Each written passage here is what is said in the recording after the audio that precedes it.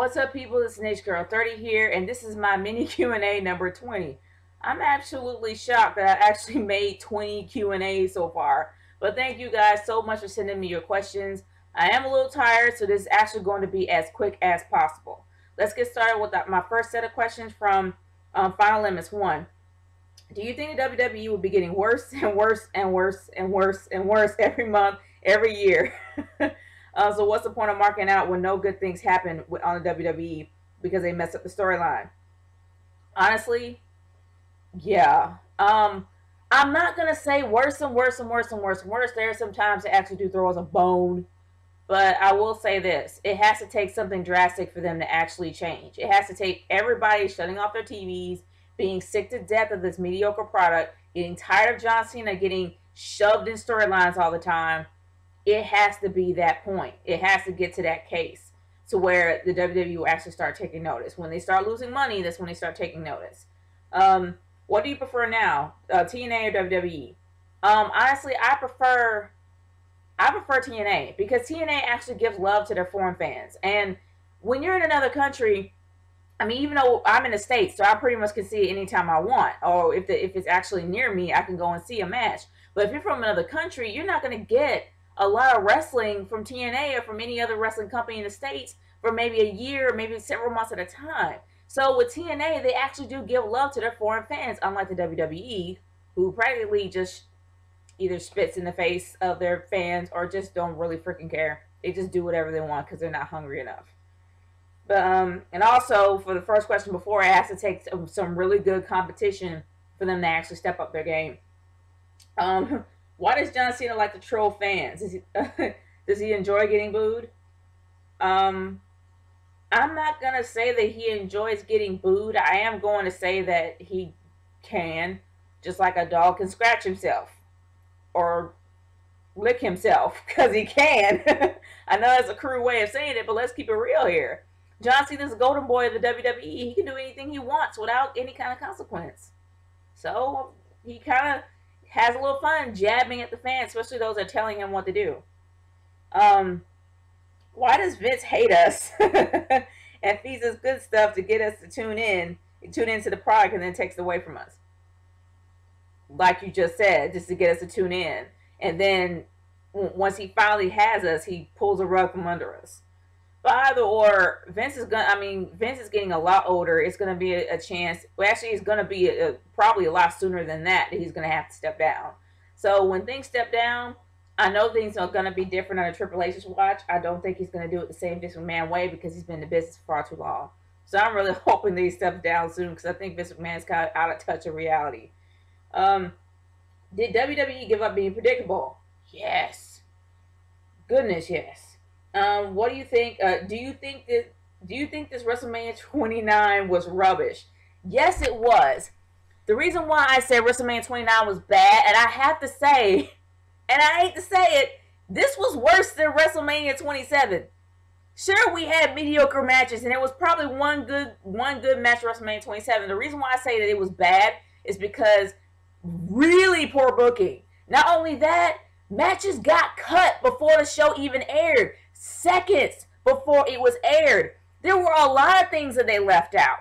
And for some strange reason, the matches that they hyped up was so mediocre and blah that it wasn't even memorable. I mean, you saw my review.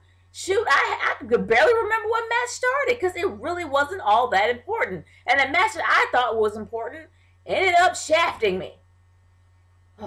But anyway, yeah, I have to say that WrestleMania 29 was rubbish, and it pretty much tops WrestleMania 27 right now, in my opinion.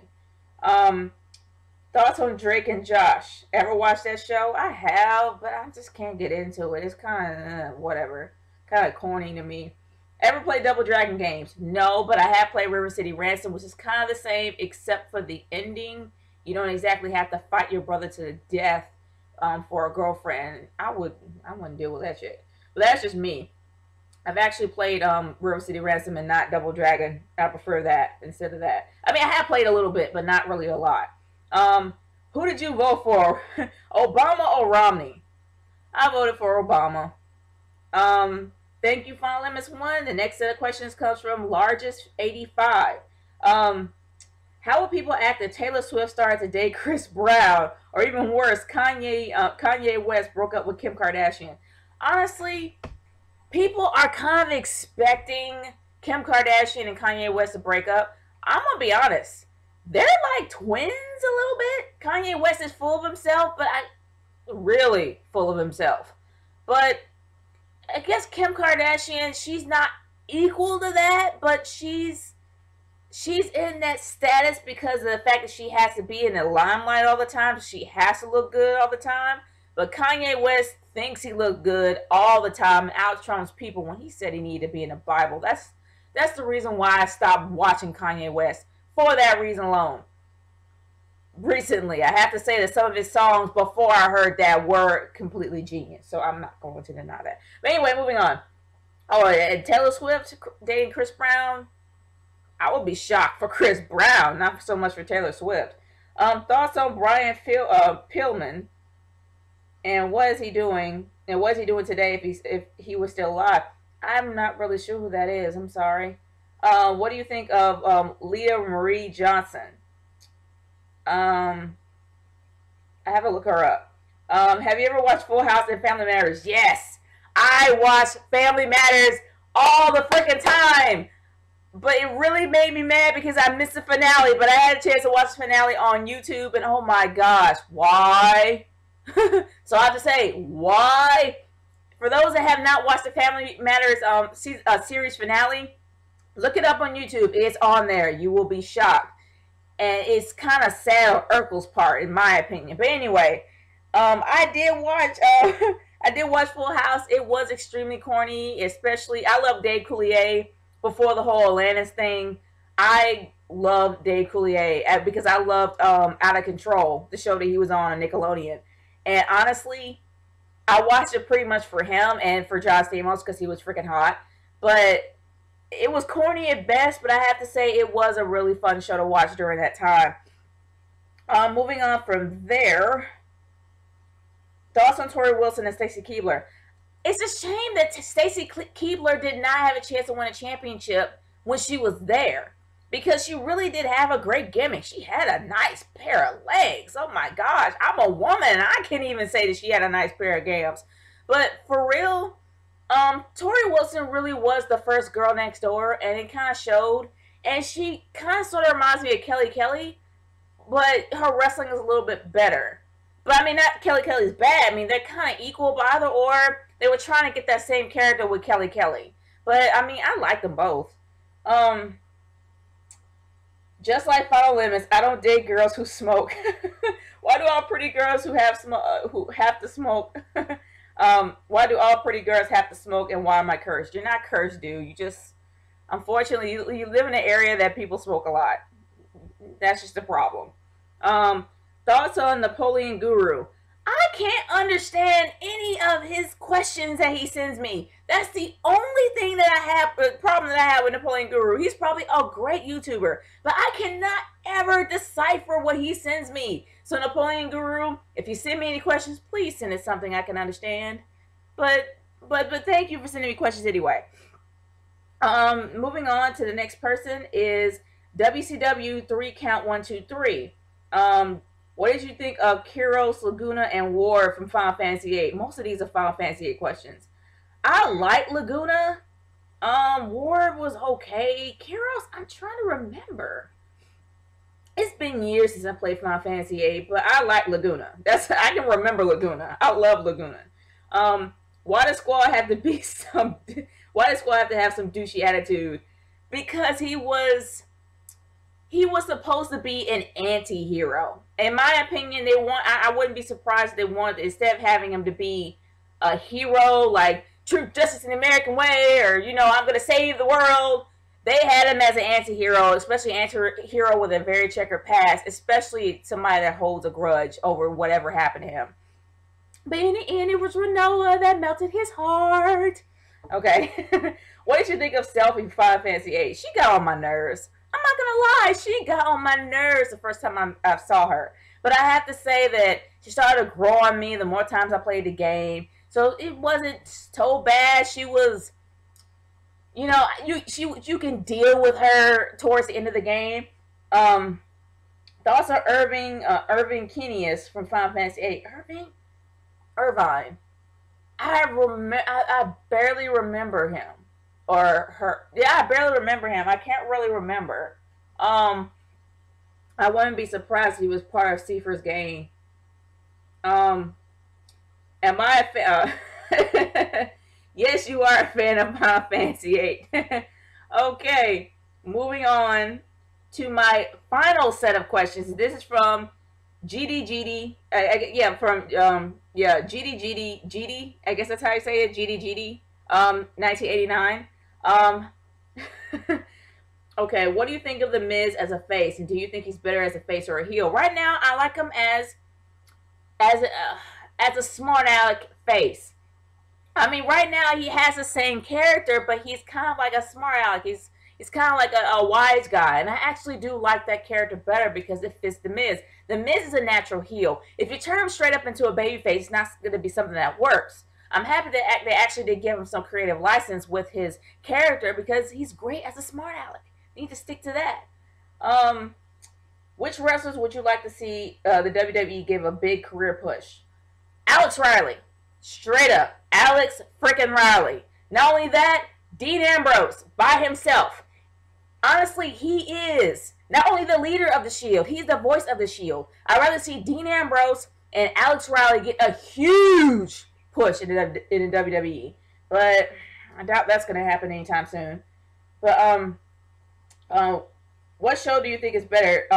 Okay, which show do you think is better, WWE or TNA? Right now, it's TNA, by far. They care about their fans, they care about what they think, and they actually do put together a good show occasionally. What do you think of this? What do you think of the video game Injustice, and what do you think of Superman being evil and power hungry? I have to say that I kind of do like the welcome change because I like my characters to be dynamic. I don't like them to do the same old shtick every single day. Sure, we know that Superman is not supposed to lie. He can't lie. It's his part of him being a Kryptonian. But it's nice to see the evil side of him. I guess he's supposed to, he reminds me a little bit of Bizarro. But either or, it's nice to see Superman be evil. Because I'm all about the villains. I'm sorry. I will always be about my heels. I will always be about my villains because they have no boundaries. They have no limits. And it's nice to see the most powerful character in DC Comics. There's probably several others. But the most powerful character that I know of absolutely have no limits because that makes him more dangerous. That's just me. And I know I'm going to probably get some comic book hate or comments about that. But go ahead. I don't care. What song makes you emotional and feel like crying? At one time, it was Beautiful by Christina Aguilera because that's a very touching song. And at one time, when I was a teen, I really did not feel that way. I didn't feel beautiful at all. And hearing that song really did bring me to tears because it was just that beautiful. It really had a really beautiful message behind it. Using 5 words to describe your personality. Goofy, nerdy, bubbly, let me see, aggressive, and love. Yeah, I am romantic. I guess I could say more romantic. So instead of love, I'm just gonna say romantic because I am a huge romantic at heart. Moving on from there. What do you think? Okay, do you think that a man and a woman can have a platonic relationship? No.